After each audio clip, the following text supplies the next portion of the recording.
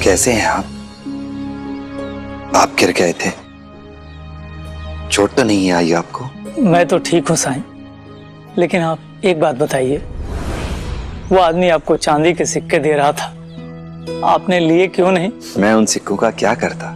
साईं, आप दिन भर धूप में घूम घूम कर भिक्षा मांगते हैं।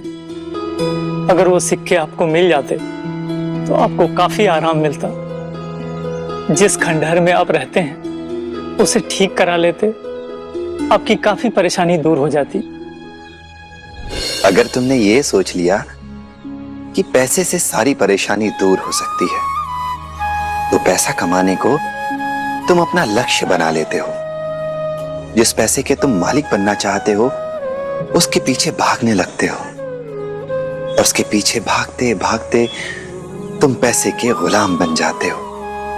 जिसके पास पैसा होता है वो सोचता है कि पैसे की शक्ति से वो कुछ भी कर सकता है, और जिसके पास पैसा नहीं होता वो पैसा कमाने की चाह में उसका गुलाम बन जाता है। सुविधाएं जरूर खरीदी जा सकती हैं, लेकिन सुख नहीं। आपके लिए भले ही ना हो साईं, लेकिन मुझे तो उन सिक्कों की बहुत जरूरत थी। अगर वो चांदी के सिक्के मुझे मिल जाते तो मैं अपने बेटों को देकर उनसे कहता, मुझे और मेरी पत्नी को अलग ना करे, हम दोनों को साथ रहने दो।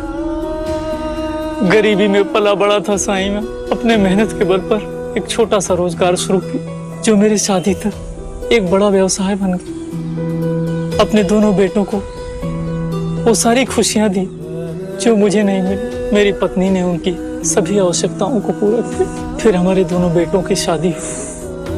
भरे पूरे परिवार के साथ बहुत खुश था मैं, लेकिन हमारे बेटों ने व्यवसाय को अलग तरीके से करना शुरू कर दिया।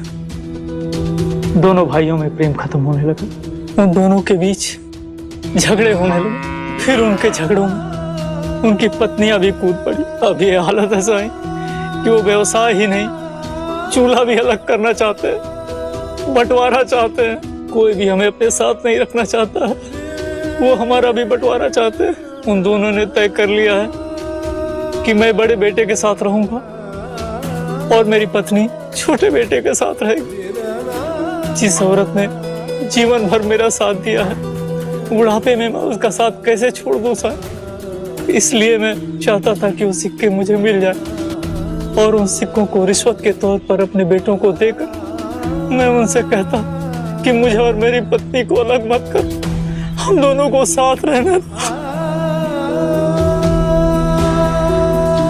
ले जा रहा हूँ, उनके गहने भी मेरे साथ ही रहेंगे। वैसे भी माँ की तबीयत खराब रहती है, कहाँ से पैसे लाऊंगा इलाज के लिए मैं?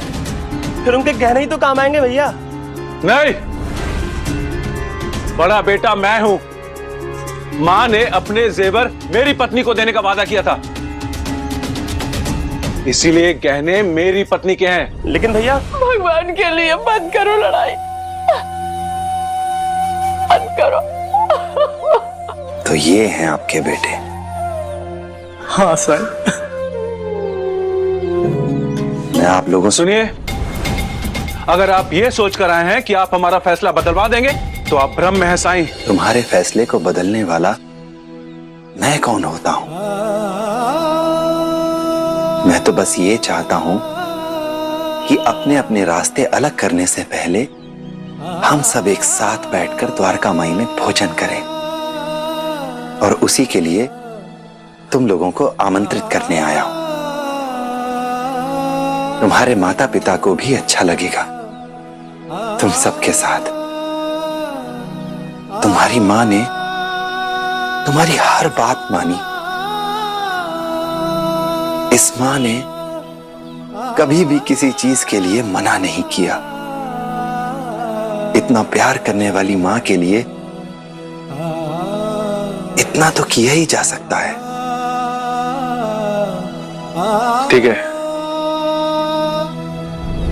ठीक है। साईं, क्या आपको लगता है कि सब श्रद्धा, सबूरी, सब ठीक हो जाएगा?